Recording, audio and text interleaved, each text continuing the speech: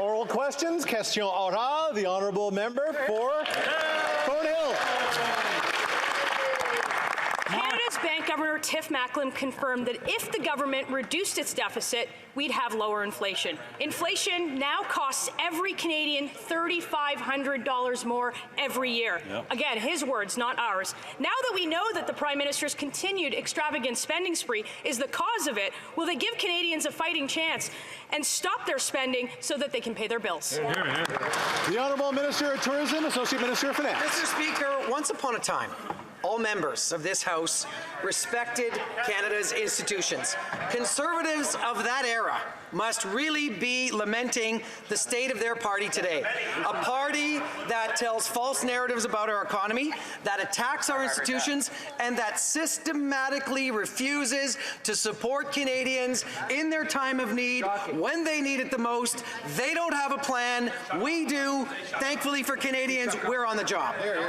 The Honourable Member for Thornhill. Mr. Speaker, this isn't story time, it's question period. Right. The plan that he is talking about has driven 1.5 million Canadians into a food bank in a month. That's nothing to be proud of. Absolutely. To make matters worse, he believes that $3,500 a year more is not enough. They're reaching even deeper into the pockets of Canadians to pay for their plan to triple the carbon tax on gas, groceries, and home heating. They know the plan hasn't worked. Why push a costly, failed carbon tax on struggling Canadians? Hear, hear.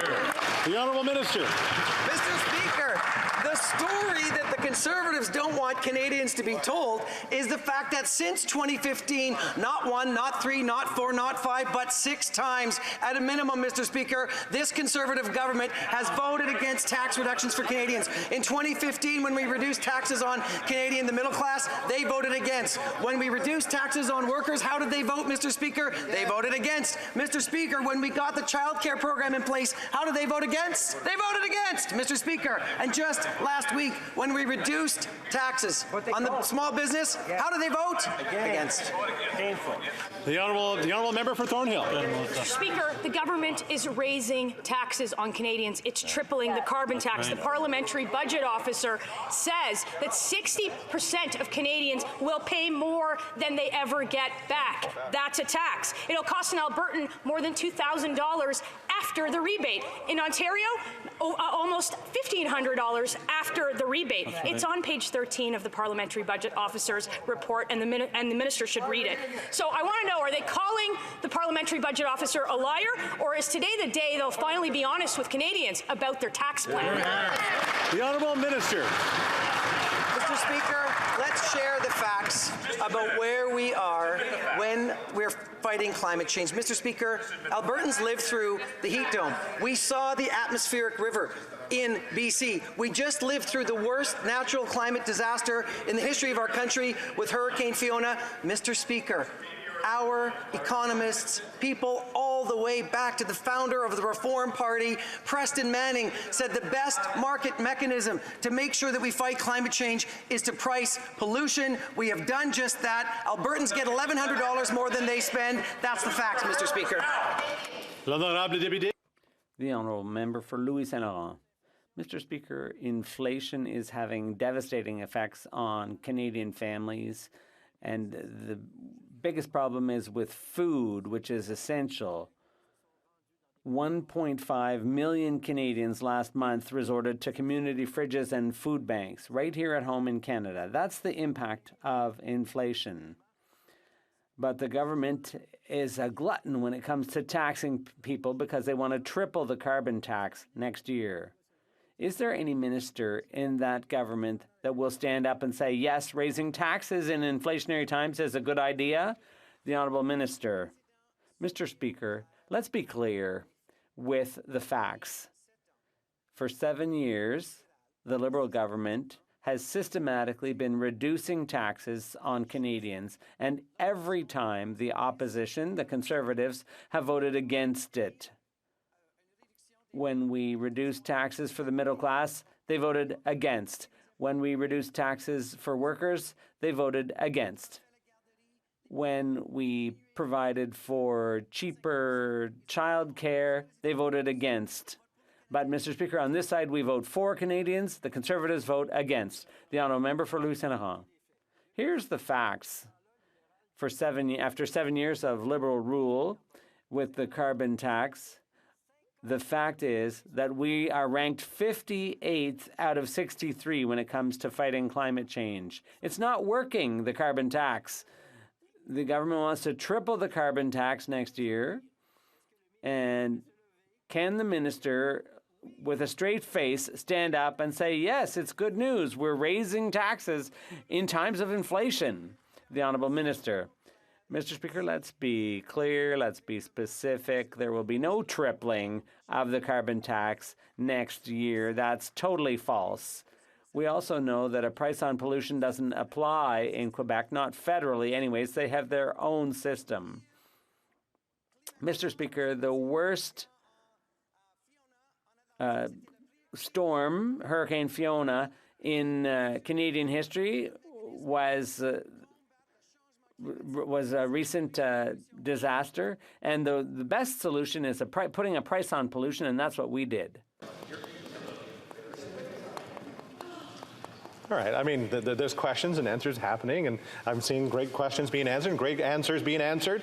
But I see a lot of conversation going on, a lot of questions going on in the background. So let's just keep that background noise down a little bit, and we'll be able to hear the answers and the questions to make sure we're doing it right. The Honourable Member for Saint-Jean. Mr. Speaker, the Minister of Justice has just had his I am the law moment at the Rouleau Commission. He admitted that for the purposes of the Emergencies Act, the truck convoy was not a threat to national security, but he invoked the act anyway, interpreting it more broadly than its text, and despite advice to the contrary. In other words, he interpreted it the way that suited his purposes. Mr. Speaker, the minister is not just a minister, he's also the Attorney General, and he's invoked a law, not just any law, knowing the criteria hadn't been met. Does he realize what precedent he's just set? The Honourable Minister. Mr. Speaker, clearly we have a commission of inquiry that is hearing witnesses, and we're following the works of that. And we decided to participate in the hearings and in that process. Mr. Speaker, we invoked the Emergency Measures Act because there was a situation in Canada. It was necessary. We maintained that it was necessary, and we saw the results. The occupation ended. The Honourable Member for Saint-Jean. Mr. Speaker, the rule of law was created to protect us from arbitrariness, to ensure the law is applied uniformly, whether you like it or not, or who's targeted by the law. The minister's just opened the door to arbitrariness for all future governments. Does he realize that a Conservative leader could have used his argument the same way against Indigenous protesters during the Wet'suwet'en crisis? Does he realize he's absolving a Conservative leader, for example, from using it against environmentalists who might block an oil pipeline? Does he realize how dangerous this precedent is? The Honourable Minister. Mr. Speaker, with all due respect to my colleague, last winter, there was a situation that was unprecedented. The consequences that were visited on workers, on families, with a situation that was very complicated and very harsh. That is why the government took a very serious decision to invoke the Emergencies Act. Earlier this week, I provided my testimony to set out all the reasons for the decision we took. And we're very looking forward to seeing the final report of Justice Rouleau. Thank you. This week, London's Children's Hospital has seen an influx of kids as a result, has had to delay surgeries. Parents are agonizing about care for their children. And today, months too late, the health minister announced no new solutions to address this crisis. His government walked away from meetings with provinces and did nothing for months as pharmacies ran out of children's medication. Why isn't the health of Canadian children a priority for this government? When will this government stop blaming everyone else and start taking this healthcare crisis for our kids seriously? The Honourable Parliamentary Secretary to the Minister of Health. Thank you, Mr. Speaker, and I'd like to thank my honourable colleague for the very important question and the attention to this extremely important matter. Mr. Speaker, next week, an exceptional shipment of child analgesics will arrive in Canada. Our domestic producers have indicated that they've ramped up production here at home, and we've done everything that we can for the last 5 months to ensure that pediatric hospitals across the country have enough supply. It's been a really, really tough cold and flu season. I urge every Canadian to encourage sharing what they've got, buying only what they need, and taking care of themselves by wearing a mask and getting vaccinated whenever they can. Thank you, Mr. Speaker. The Honourable Member for Windsor West. Windsor was under siege during last winter's illegal protests. Residents lost their employment, schools and doctors' offices closed, and people lost contact with their families. The City of Windsor stepped up to clear the blockade of the Ambassador Bridge in a professional way that became an example for Ottawa, but it came with a price tag of $5.7 million. And who is paying the price? Windsor residents, including the affected area that has high child poverty, low incomes, and immigrants. And who has not paid? The federal government. What will it take for this government to respect the people of Windsor and pay for the harm of their lack of action caused? And most importantly, why are they sticking it to the people who followed the law and did all the right things? Before I recognize the Minister, I'm just going to remind members that when we're joining us virtually to have a neutral background when we're doing our interventions. The Honourable Minister. I want to thank my colleague. Windsor West. I also want to thank my colleague, the member for Windsor-Tecumseh, for being a strong advocate for the devastating consequences that were visited by the illegal occupation on workers, on families, on the small businesses that dot Huron Church Line in the road that leads to the port of entry that leads to Detroit, where we do our most significant day-to-day trade with our most important trading partner, the United States of America, Mr. Speaker. And that's precisely why we invoked the Emergencies Act. We invoked the Emergencies Act to not only restore public safety, but to maintain public safety, and we will continue to work with the City of Windsor and other communities which were unprecedentedly impacted by this to make sure they're made whole. Thank you. The Honourable Member for Kelowna Lake Country. Mr. Speaker, the Governor of the Bank of Canada confirmed this week what Conservatives have been saying, that inflation is higher because of the Liberals' wasteful spending. He also said that the average Canadian is paying $3,500 more a year because of inflation. Wow. That's not per family, that's per person. No wonder people can't afford to heat their homes. Will the Liberals stop forcing their failed carbon tax on hardworking Canadians? The Honourable Minister of Tourism and Associate Minister of Finance. We're facing a tough time, as are people around the world, due to rising global inflation. And this weekend, Mr. Speaker, residents in my own riding of Edmonton Centre thanked us for reducing childcare because they said it's really making a difference. But Mr. Speaker, we're doing more than that for the residents of Kelowna Lake Country and people across the country by eliminating interest in student apprentice loan interest, by speeding up the Canada Worker benefit, by providing a $500 housing top-up, by providing dental care to 500,000 kids, by making housing more affordable. And Mr. Speaker, it may not matter to some Conservatives that we're putting $500 in people's pockets, but we're doing it because it's the right thing to do. From a member for Kelowna Lake Country. Well, Mr. Speaker, the Liberals would have everyone believe that Canadians have never had it so great. You know, I was speaking with a senior from my community recently who was forced to make the tough decision to sell his home because he couldn't afford to live in it anymore. I attended a fundraiser in Joe Rich in my community where neighbors were coming together to raise money so that neighbors could afford basic necessities. This is Canada. This is what's happening. Stop the pain. Will the Liberals stop forcing their failed carbon tax on hardworking Canadians that can barely afford basic necessities? The Honourable Parliamentary Secretary to the Minister of Seniors. Mr. Speaker, day in and day out, Conservatives stand up and profess to support seniors. Year after year since we've come into government in 2015, they voted against everything that we've done for seniors. Mr. Speaker, that dog won't bark. Canadian seniors know who has their back, and it's not the Conservative Party of Canada. Good. The Honourable Member for Lakeland. Mr. Speaker, the NDP Liberal Costly Coalition's carbon tax makes everything more expensive. Half of Canadians are already $200 away from bankruptcy each month. They now have to pay more in taxes than they can afford in food, clothing, and shelter combined. The prices for gas, groceries, and home heating are at record highs, and a record number of students, seniors, families, and working Canadians have to go to food banks. So when will the Liberals stop forcing their failed carbon tax on struggling Canadians? The Honourable Parliamentary Secretary to the Minister of Environment. Thank you, Mr. Speaker, and good news, Mr. Speaker. Good news particularly for Atlantic Canadians. On July 1st, Mr. Speaker, the pricing of pollution and the climate action rebate will be coming to 3 Atlantic provinces. A family of 4 will receive up to $248, your home province, Mr. Speaker, $248 in Nova Scotia, $240 in PEI, $328 in Newfoundland and Labrador, and that comes quarterly, Mr. Speaker. 8 out of 10 families will benefit, Mr. Speaker. The Conservatives should stop the climate denial and get on board with climate change. The Honourable Member for Lakeland. But, Mr. Speaker, the fact is that carbon tax is up and so are emissions.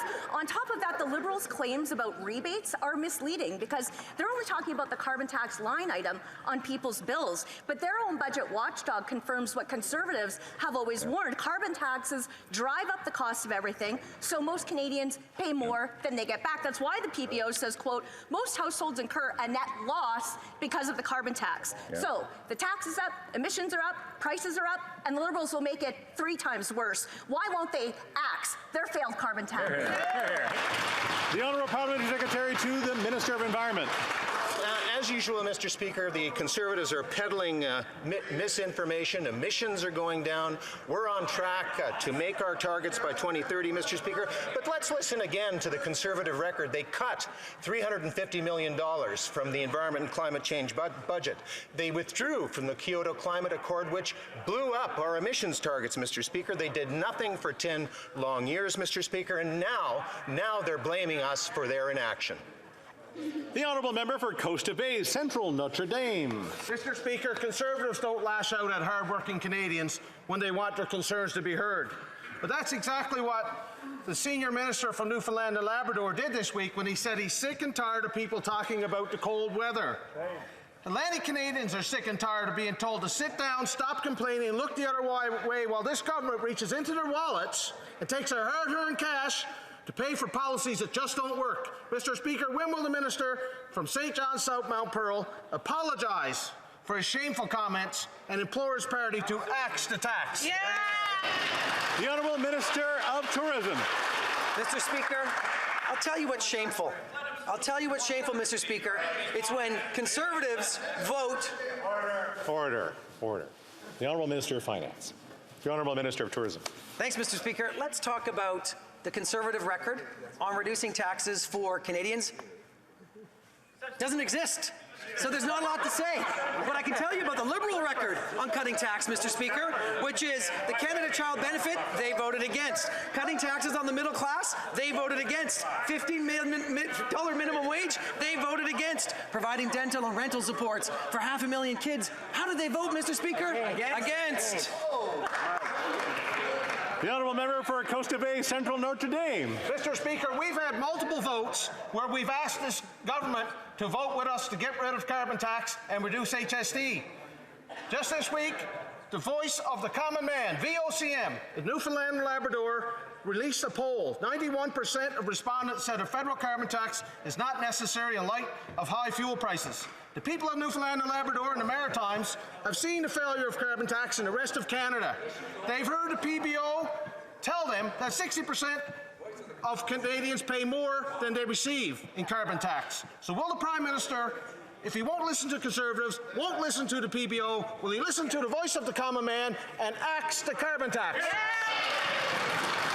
The Honourable Parliamentary Secretary to the Minister of Environment. Thank you, Mr. Speaker. And more good news for Atlantic Canadians. In 3 provinces, they are going to have access to the climate action rebate, and that's going to put more money in their pockets, Mr. Speaker. But even more good news, Mr. Speaker. Hundreds of millions of dollars will be flowing into those 4 Atlantic provinces to help them move away from polluting, expensive heating oil, Mr. Speaker, to greener forms of energy, Mr. Speaker. We're focused like a laser beam on affordability, on fighting climate change. The Conservatives are focused on neither. Hear, hear. Well, The Honourable Member for Joliette.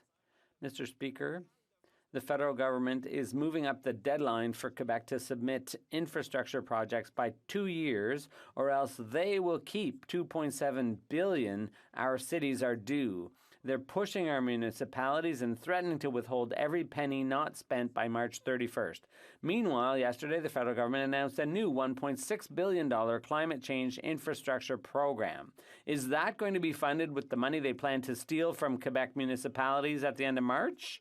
The Honourable Minister. Not at all, Mr. Speaker, not at all. The Honourable Member for Joliette. Mr. Speaker, we're concerned because this won't be the first time this government has stolen money from our municipalities. Last June, that's precisely what they did with $342 million from another infrastructure program. So yes, we're concerned when this government threatens to keep every unspent penny by March 31st, because when it comes to stealing money from cities, this government keeps its word. Why not cooperate and announce that the unspent money will simply be transferred to Quebec? Thank you, Mr. Speaker. The Honourable Minister. Mr. Speaker, I'm concerned to see my colleague from Quebec disagreeing with the idea of helping all Canadians, including Quebecers, to get ready for infrastructure issues affected by climate change. My colleague, the Minister for National Revenue, has seen firsthand the damage that Hurricane Fiona did in the Magdalen Islands. We're going to set up a program that will help Quebec municipalities and Quebecers and Quebec governments to prepare for these events in the future, and I'm surprised my colleague appears to be against that. For Haldeman Norfolk. CSIS has confirmed that they are currently investigating lethal threats to Canadians from Iran. Iranian Canadians have begged this Liberal government to list the IRGC as a terrorist organization. How can this Liberal government say that it is using all the tools at its disposal, yet fail to take the basic step against a regime that has killed and is threatening to kill more Canadians? When will the government prioritize the safety of Canadians and list the IRGC as a terrorist organization? The Honourable Minister of Public Safety. I would submit to my colleague that we've gone further by using a very sparingly provision under the Immigration Refugee Protection Act that not only designates members of the IRGC, but the entirety of the Iranian regime itself, which will target those who are most responsible for the transgressions of human rights and women's rights on the ground, Mr. Speaker. And as a result, Canada will never be used as a safe haven for the suborning of any kind of transgression of human rights, Mr. Speaker. We're putting $77 million on the front lines of the law enforcement community to make sure that happens. Thank you, Mr. Speaker. Honourable Member for Barrie Innisfil.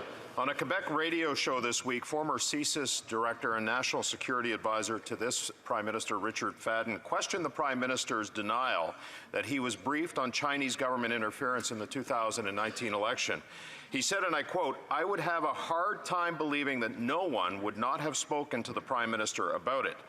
If the former CSIS director and national security advisor doesn't believe the Prime Minister's story, why should Canadians? After all, he's denied things in the past that have been proven to be true. Did the Prime Minister receive any briefings, verbal or written, on foreign election interference? Yes or no?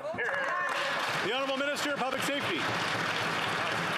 Mr. Speaker, I would remind my colleague and all members in the chamber that the Prime Minister receives briefings all the time with regards to intelligence and any threats to our national security, including potential foreign interference as it relates to our democratic institutions, Mr. Speaker. And that's why independent reviews were launched and confirmed the free and fair status of the elections in 2019 and 2021. And we will continue to ensure that national security apparatuses in this country have all of the tools that they need to protect our democratic institutions. Thank you. Honourable Member for North Okanagan, Shuswap. Mr. Speaker, the Prime Minister stated China and other countries are continuing to play aggressive games with our democracies, so we must have been briefed. Later, he said he does not have information on election interference from China. Either he has a selective memory or a very short one. Let's try to refresh it. Has the Prime Minister received any briefings or memos on election interference in Canada? Hear, hear. The Honourable Minister of Intergovernmental Affairs. Speaker, my friend across the aisle knows very well that our government took historic steps because we take this issue very seriously to put in place in 2019 the Critical Incident Panel chaired by national security experts and involving the clerk of the Privy Council. This group of independent experts, Mr. Speaker, review during an election period any allegations of this sort, and if it meets the threshold, they report to Canadians that there are significant concerns. That was in place in 2019, that was in place again in 2021, and I'm surprised my colleague isn't reassured by the fact that they didn't report out to Canadians. As I've said before, I don't mind a little bit of banter back and forth, but when we're just yelling for the sake of yelling, it's not becoming of the chamber. The honourable member for Montmagny, Lilley, Kamouraska, Rivière-du-Loup. Thank you, Mr. Speaker. Ever since the media reported that the Chinese Communist regime was trying to influence the outcome of the Canadian election, the Prime Minister has said he didn't know about it and he wasn't informed. But surely he knows something. It's impossible for a Prime Minister to be kept in the dark by his own intelligence services. So the question is, did he or did he not get briefings or memos on Chinese election interference? Yes or no? The Honourable Minister of Intergovernmental Affairs. Mr. Speaker, our government shares the concerns of all Canadians about ensuring that our elections are free, open, and democratic. As my colleague knows full well, in 2019, we did something that the previous Harper government had never done. We set up a panel of experts presided by the head of the Privy Council to ensure that our elections are indeed free and democratic. And as soon as they are aware of a concern, they have to report that to Canadians. They didn't do that in 2019. They didn't do that in 2021, precisely because our elections were free and democratic. Danuc Askey. Mr. Speaker, communities need to be ready before a crisis hits, not after. It took years for the Liberals to finally announce a climate adaptation strategy, a strategy that even they deem insufficient. It is underfunded and fails to deliver the urgent help communities need to face the catastrophic impacts of the climate crisis. We need to use every tool at our disposal, including changing the way Canada's infrastructure bank does its work. Indigenous and northern communities are already bearing the brunt of climate change. Why are the Liberals shortchanging regions like ours? The Honourable Minister of Intergovernmental Affairs and Infrastructure. Mr. Speaker, I thank my colleague for the question. I appreciated a discussion she and I had in terms of making the infrastructure bank more responsive to Indigenous communities and to the fight against climate change. That's exactly what our government's doing. And Mr. Speaker, our adaptation strategy is designed specifically to support communities like hers that are very vulnerable from these extreme weather events. My colleagues made an important announcement this week, Mr. Speaker. This is a continuation of the work that our government has already been doing. And the good news for my colleague, Mr. Speaker, is we intend to continue doing more and more in the coming months. Hear, hear. The Honourable Member for Port Moody Coquitlam. Mr. Speaker, almost 1 million Canadians with a disability are living in poverty. This government has an opportunity to fix that by improving the Canada Disability Benefit. That's why the NDP proposes to include a minimum income in Bill C-22. This ensures people living with a disability can make ends meet and live in dignity. Will the minister accept the NDP amendment to provide an adequate income for people living with a disability to lift them out of poverty? Yes or no? The Honourable Parliamentary Secretary. Speaker, since 2015, we have taken historic steps toward building a barrier-free Canada.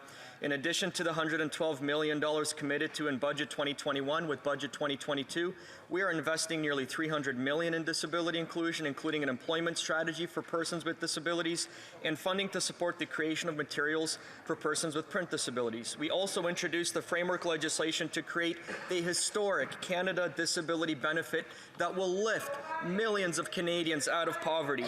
And we also released Canada's first ever Disability Inclusion Action Plan, which establishes a robust employment strategy and enhances eligibility for government disability programs and benefits. Mr. Speaker, we all benefit when everyone participates equally in society and has the support that they need. Thank you. The honourable member for Willowdale. Mr. Speaker, our government understands full well how important it is to stand up for consumers and to assist Canadians with their living expenses. Consequently, we recently enhanced resources available to the Competition Bureau and even more recently launched a review of the Competition Act. Would the Parliamentary Secretary to the Minister of Industry explain to us why this is timely and necessary? Parliamentary Secretary to the Minister of Industry. Well, Mr. Speaker, I thank my colleague from Willowdale for his interest in and advocacy for this important announcement. Maintaining up-to-date competition law is key to growing our economy, to making sure Canadian consumers are protected, and ensuring businesses can effectively operate in a competitive marketplace. The Competition Act review will improve enforcement methods and improve competition policy. Mr. Speaker, we'll continue working to support Canadians, workers, and businesses in our modern and evolving economy. The honourable member for Kamloops Thompson Caribou. Mr. Speaker, recent statistics tell us that this liberal, soft-on-crime approach has failed. People in my community are tired of being victimized. They're afraid to walk alone at night. They're afraid for their children. And they should be worried. Gang-related homicides are up 92%. And this Liberal government's reaction, house arrest for violent gun criminals. When will this Liberal government realize that their soft-on-crime approach has failed? The Honourable Minister of Justice and Attorney General of Canada. Mr. Speaker, nothing can be further from the truth. What we are doing with our various policies, Mr. Speaker, is ensuring that serious crime always gets treated seriously and that we have a fight against gangs, that we strengthen our border measures in order to take serious crime seriously. Mr. Speaker, former Supreme Court Justice Michael Moldaver implored us to spend less resources on parts of the criminal justice system where there was no threat to public safety, and that we shouldn't be incarcerating people at that end of the spectrum. That's what Bill C-5 does. Mr. Speaker, nobody can accuse Michael Moldaver of ever being soft on crime. The honourable member for Kamloops Thompson Caribou. No threat to public safety from people who do drive-by shootings, who can now serve their sentence on house arrest? I don't think so, Mr. Speaker. These Liberals have taken a sledgehammer to 20 years of reductions in violent crime. Homicides are up. Violent crime is up. But one thing, if this Liberal government has a say, will be down, and that is sentencing for gun crimes. When will this Liberal government end their soft-on-crime approach and keep Canadians safe? The Honourable Minister of Public Safety. Given the advanced stage at which Bill C-21 is being debated by the Standing Committee on Public Safety, I would have hoped my colleague would have seen that the government proposes to raise maximum sentences against hardened criminals who would terrorize our communities with the drive-by shootings that he describes in his question, Mr. Speaker. And in addition to that, I'm somewhat surprised that the Conservatives did not support the fall economic statement where we invested an additional $137 million to stop the illegal smuggling that he's concerned about, Mr. Speaker. The only thing the Conservatives have put on the table is they want to make assault-style rifles again legal again, and that's wrong, Mr. Speaker. They need to be sure that they're on the right side of this issue. Thank you.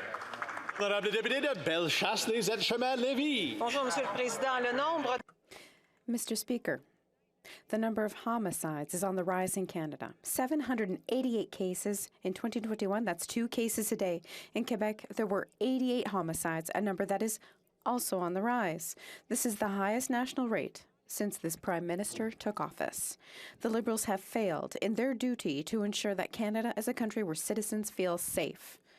Will this government finally do its job and protect Canadians? The Honourable Minister of Public Safety. Mr. Speaker, the short answer is yes.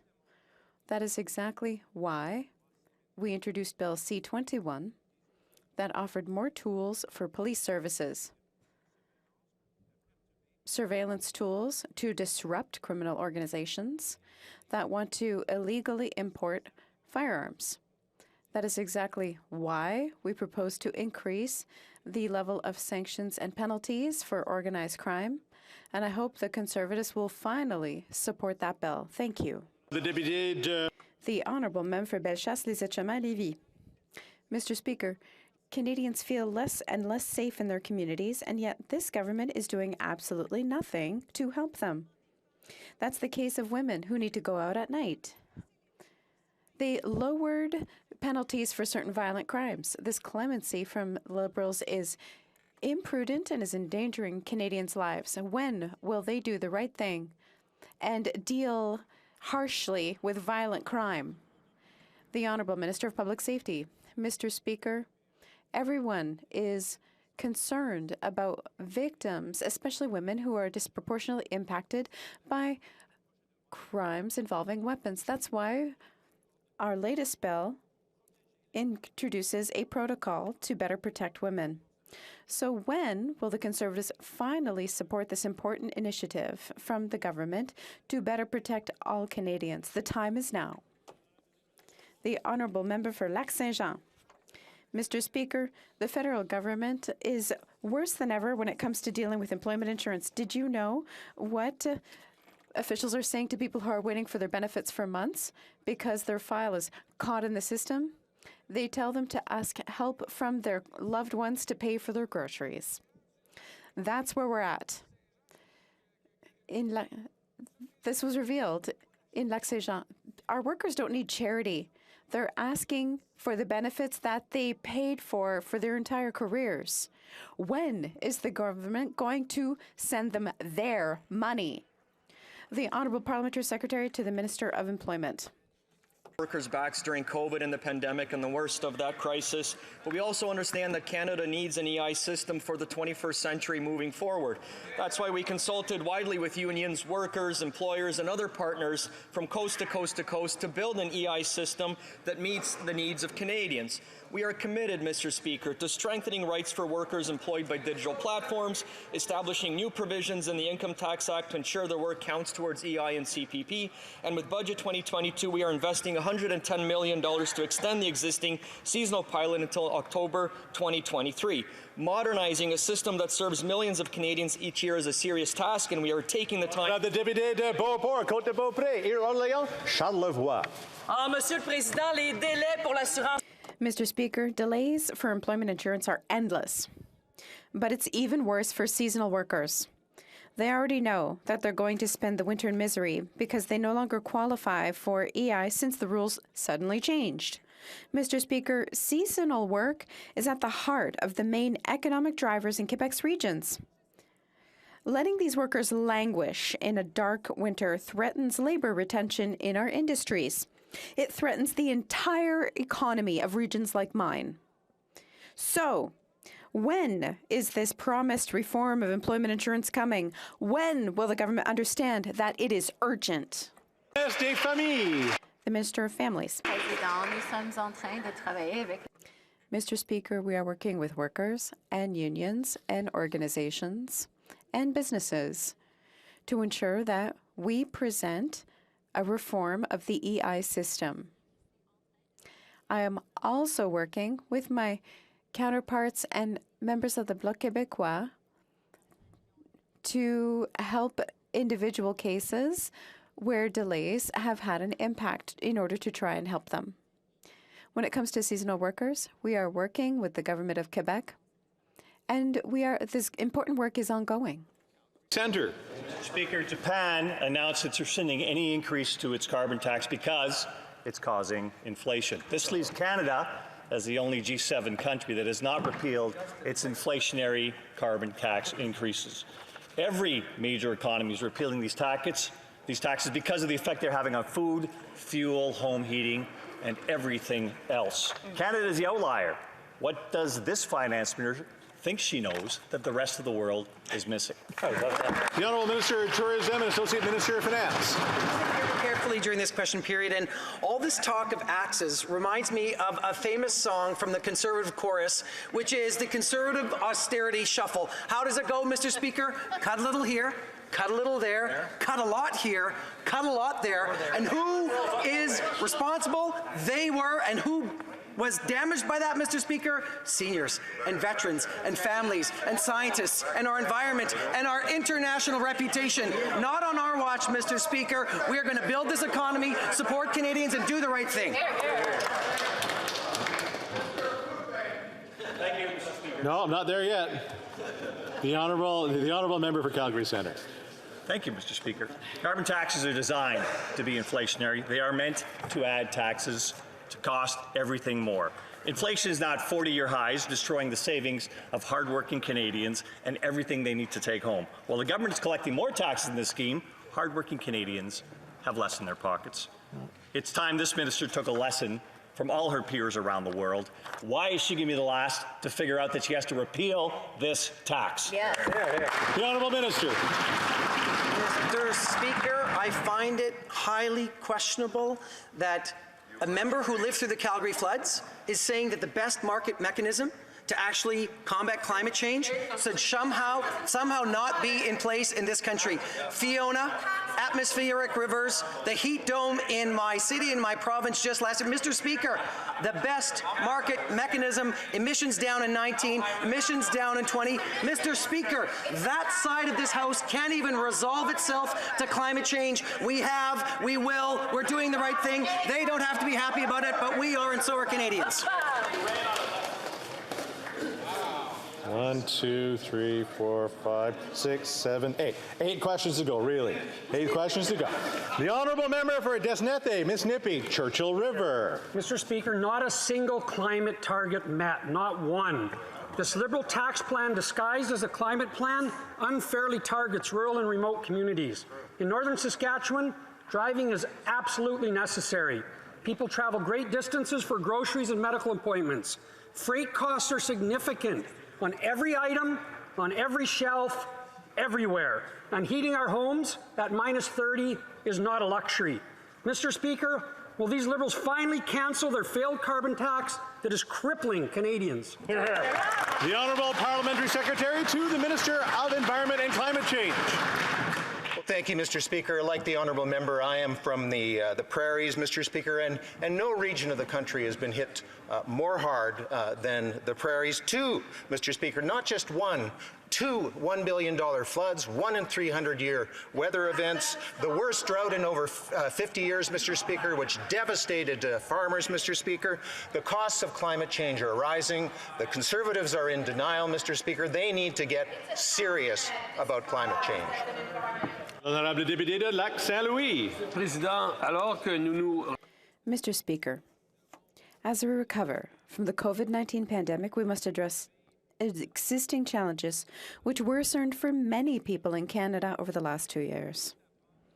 I was pleased to learn this week that the Minister of Health and the Minister of Mental Health and Addictions announced an agreement with Quebec to continue to improve access to home and community care and mental health and addiction services.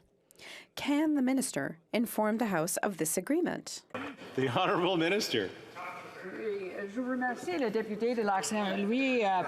I thank the Honourable Mr. for Lac-Saint-Louis for his excellent work, especially in the file of palliative care. The $270 million announced on Monday will help fill gaps and provide Quebecers with better access to mental health, prevention, and addiction services, especially for young people. This agreement is essential as our government continues to work to ensure that people from coast to coast have better access to mental health care and addiction support services. They're high-quality services, and they will be offered in a timely manner. The Honourable Member for Chatham-Kent-Leamington. Mr. Speaker, everything this Liberal government touches gets broken. $54 million on an ArriveCan app that could have been built for $250,000. 10,000 people wrongly sent into quarantine because of this faulty app, causing mental duress and financial hardship. Inflation, house prices, rent, groceries, overdoses, violent crime are all at generational highs. Will these Liberals just stop trying to build back better and leave things as they found them? The Honourable Parliamentary Secretary to the Minister of Health. Mr. Speaker. This government will never apologize for trying to be better. Progress is based on better. And chaos, the kind of chaos that those members are trying to ensue, is the enemy of progress. Mr. Speaker, from the beginning of this pandemic, we have been there for Canadians. We've been there to support them with wage subsidies, with CERB. We're supporting them through rental supports and dental supports. Just a couple of weeks ago, Mr. Speaker, we doubled their HST return rebates, and next year we are going to be there with dental supports for their kids. Mr. Speaker, this party opposite is all about slogans, no solutions. No. The honourable member for Cypress Hills Grasslands. Well, Mr. Speaker, the Liberals break everything they touch. Daryl is a small business owner in Saskatchewan, and he has waited 11 months to hire a foreign worker, but he's stuck in limbo waiting for a final approval. And he's not alone. 57% of the files in the system are beyond the acceptable processing timeline set by this government. And now they want to add another 500,000 applicants to the existing backlog of 2.4 million people. Wow. When will the Liberals quit breaking everything they touch so Daryl can finally get the help that he needs? The Honourable Parliamentary Secretary to the Minister of Employment. Speaker, temporary foreign workers are absolutely vital to the Canadian economy. Employers should be able to obtain decisions on whether they can hire TFWs in a timely manner. That's why we are taking additional measures to address labour shortages, including removing the cap on low-wage positions for employers in seasonal industries, extending LMIA validity from 9 to 18 months, expanding flexibility for LMIA applications in low-wage occupations, and increasing the maximum employment duration for high-wage and global talent streams from 2 to 3 years. We will continue to work with employers to ensure their solutions meet their needs. Thank you. Good job. The honourable member for Lanark, Frontenac, Kingston. Mr. Speaker, unfettered access by incarcerated individuals to spiritual guidance from prison chaplains is a key component of recovery and plays an important role in reducing the chance of reoffending. Equitable access to this guidance across faith groups is also a charter right. So it is disturbing to learn that incarcerated Canadians from a number of faiths, including over 1,000 Muslims, have no access to chaplain services in their own faith. Why has this Liberal government broken the prison chaplain system and allowed this situation to develop? The Honourable Minister of Public Safety.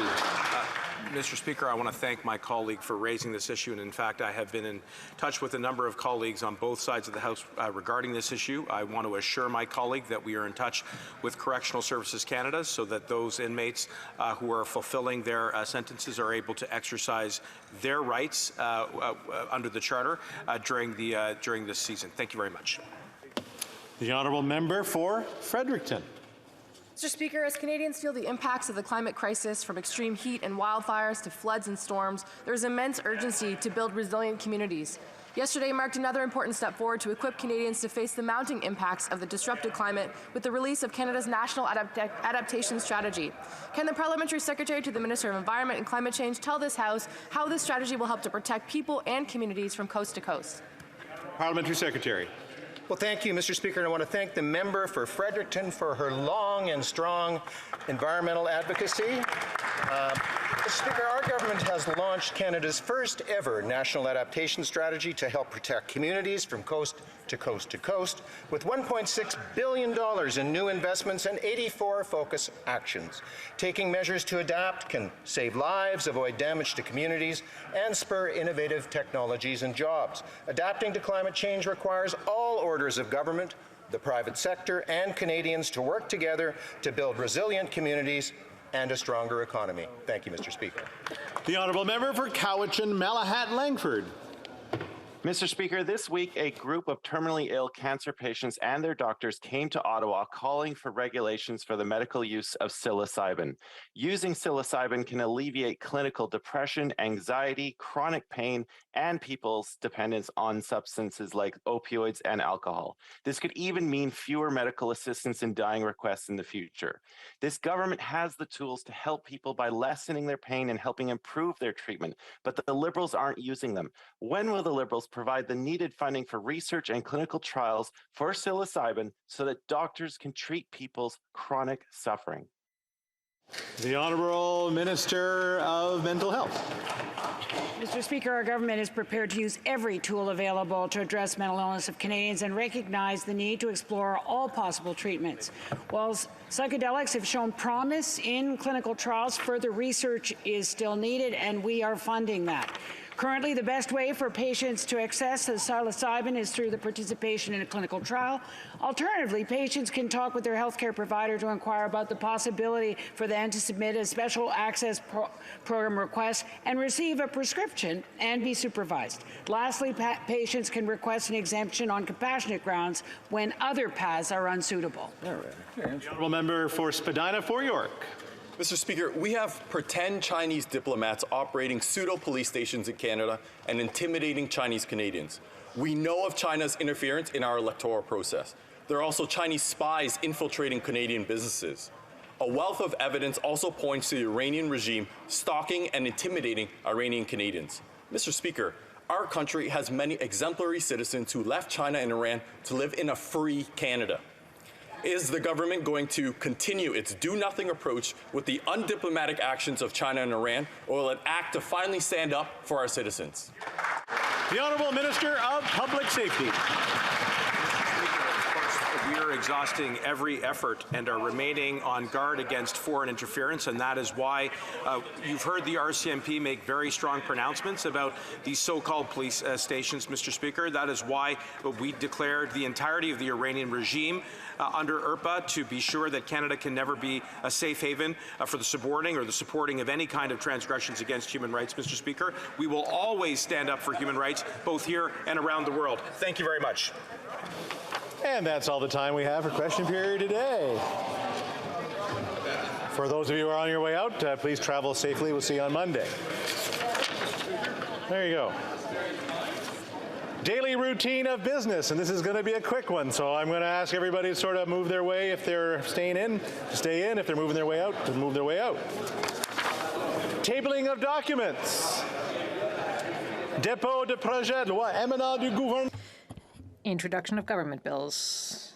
Statements by ministers. Reports from interparliamentary delegations. Of committees.